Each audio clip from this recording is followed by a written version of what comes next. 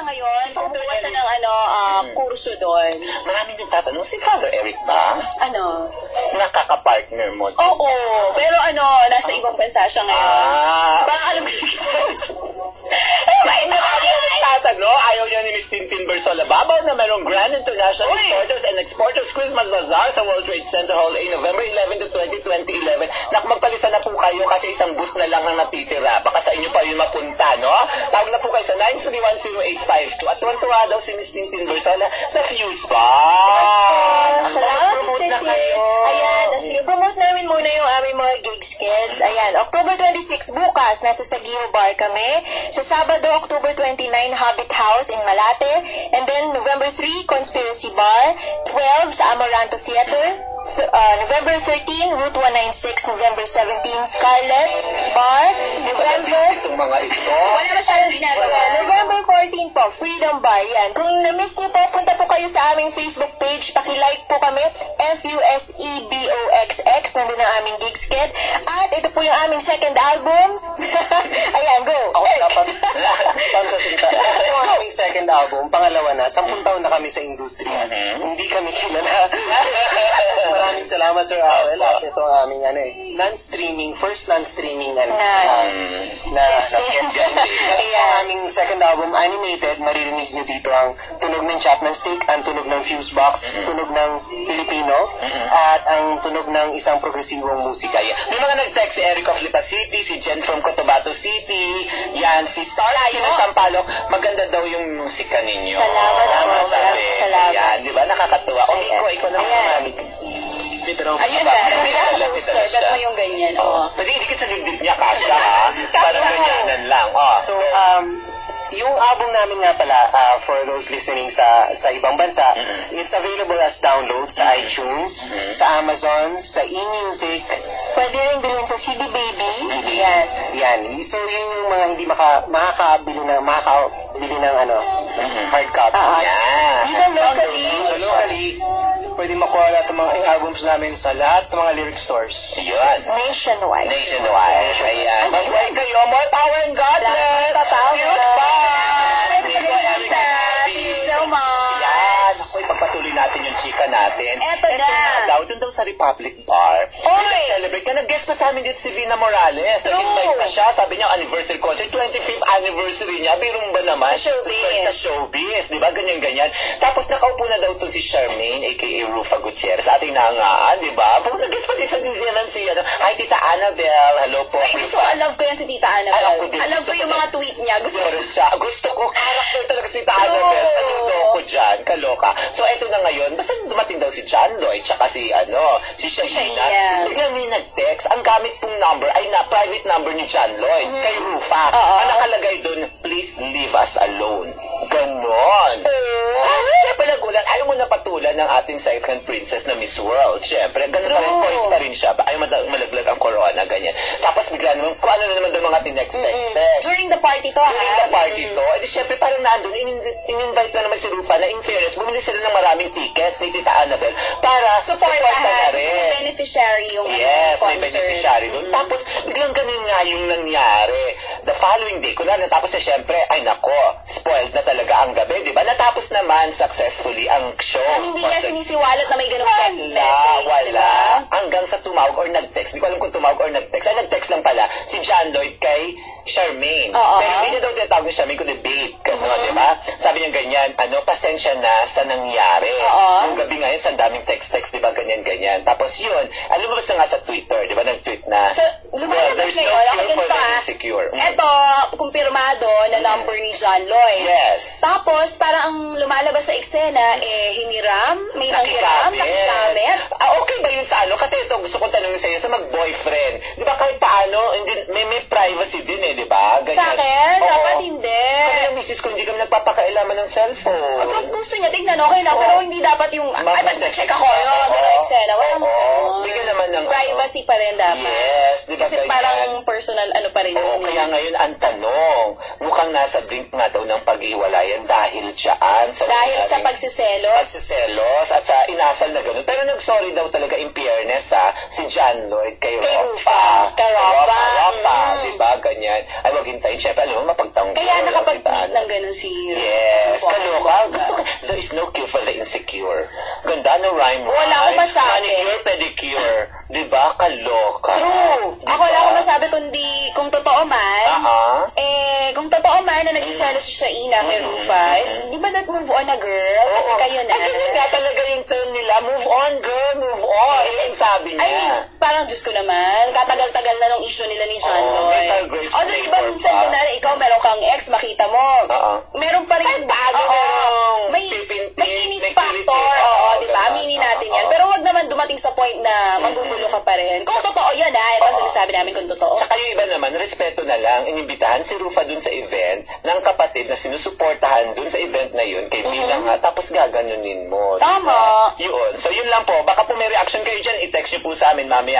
At bukas Ito po ang meron dito, programa ito. Sige tungkol po. dyan from Remy of Taytay Sige, Rizal. oo. Papaawal ang chat siya. Sana si Rufa wag nang manggulo, makialam, o lumande. May mga anak na siya, no? Hindi po. Ayan na, kay Remy galing yan. Remy of Taytay Rizal. Remy, nananahimik si Rufa. Sa kwento, tanggap natin. Dahil bukas po itong programa natin sa klarifikasyon. Walang Nananahimik po, kaabog-abog. walang kabog-abog, natanggap niya, Remy. Yung text, sabi daw Remy, Remy, andyan ka ba, Remy? Sabi ka ng text, tik. Gumano, ay, may nag-text. Tapos pagtingin niya, sabi niya, please leave us alone. Tas Remy. Nako, Remy. Diyos ko, alam mo, magamagana ang dila mo, Remy, kakabanggit namin ang pangalan mo. Hindi Ay, ibig po. sabihin, love niya ang John Lloyd, Ay, opo. Shaina. Ay, kami po sa mga fans ni John Lloyd at Shaina, huwag niyo man ako umbagin, no? Binabalita lang po namin sa inyo kung ano pong nasulit, Kung ano yung napayag at nangyari. anong nangyari. Mga eksenang Pero narinig sige, go girls, go guys, go gays. Ipagtanggol po ninyo, karapatan po Pero umamin naman kasi si John Lloyd na meron nga silang pinagdadaan ng problema ngayon. Yes. Hindi niya lang kino-confirm kung talagang hiwalay na sila. Kasi di ba inisip ko nga, baka posibleng totoo. Kasi kung hindi man totoong hiwalay sila, pwede naman niyang sabihin agad-agad na, hindi naman kami hiwalay, problema lang to. Ay, hindi sinasagot.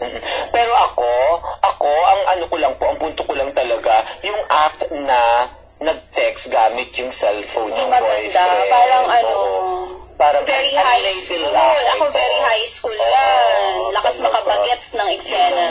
Yun lang naman po. Pero love ko si Shaina tsaka si John Lloyd. Si John Lloyd, alam ba si John Lloyd, ha? Yan ang unang kissing scene ko sa TV.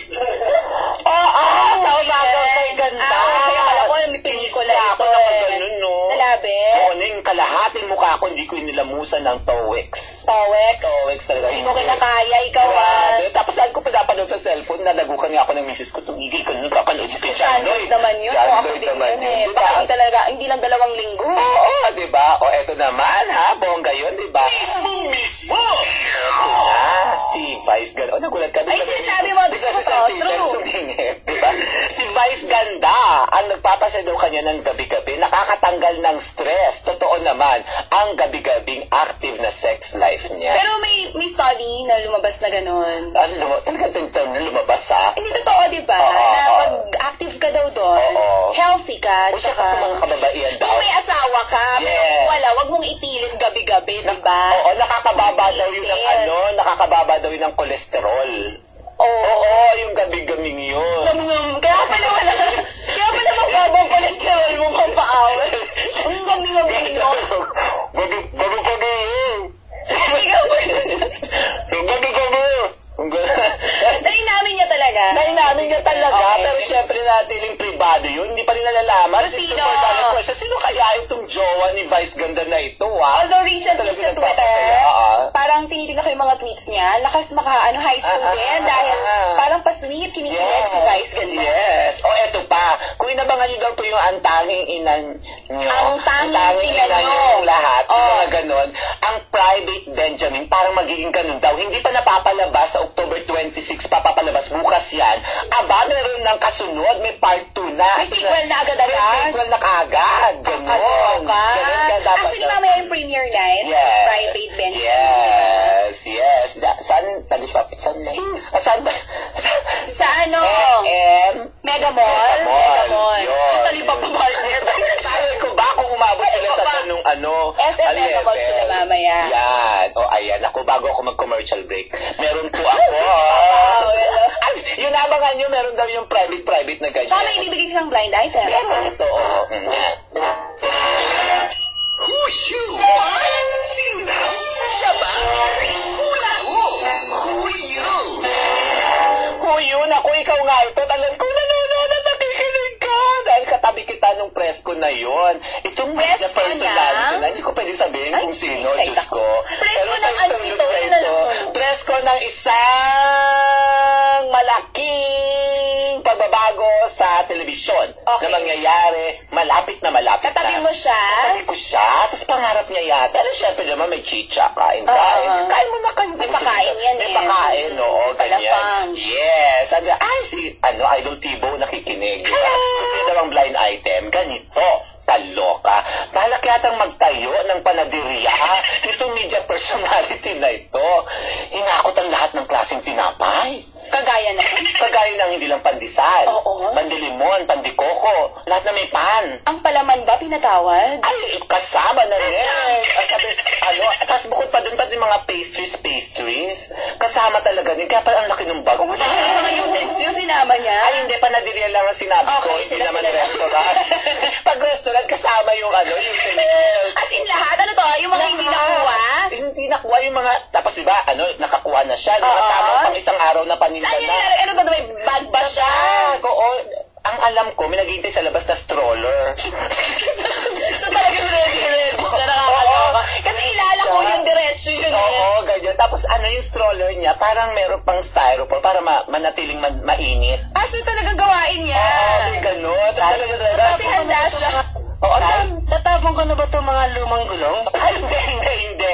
Bago pa talaga kasi ayaw niya maplatan kasi mabibigat na yung tinapay na bit-bit niya. So may nakaabang sa labas Yes. para maghintay ng mga ininit niya. Oo. Samantala ang lahat ay aligaga talaga sa pagtatanong at yung mga nasa presidency, sagot naman ang sagot. Ito naman, hindi siya magkamayaw dun sa Tanong dyan, bukod sa'yo, may iba bang nakakasight sa kanya na, ay, Kaya gumigil. isang grupo kami, yung katabi niya ng babae, nakiharbat din.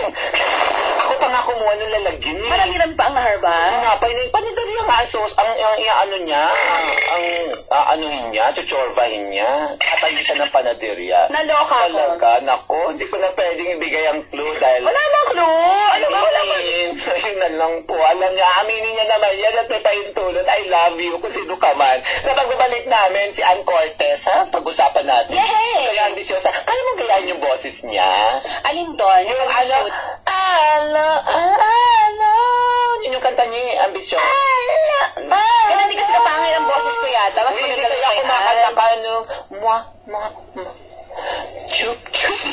Mali-mali pa yung tono ni Papa Sorry, Howell. timing lang Ay, pero naman. gusto ko yun. Sige, pag-usapan natin Ann Curtis mamaya pagbalik ba natin. Yes, ambisyosa. Gold record na po. Nag-iyak siya. congrats. Kasi 10,000 na ang sales na. Congratulations! Diba? Lahat po yan sa pagbabalik na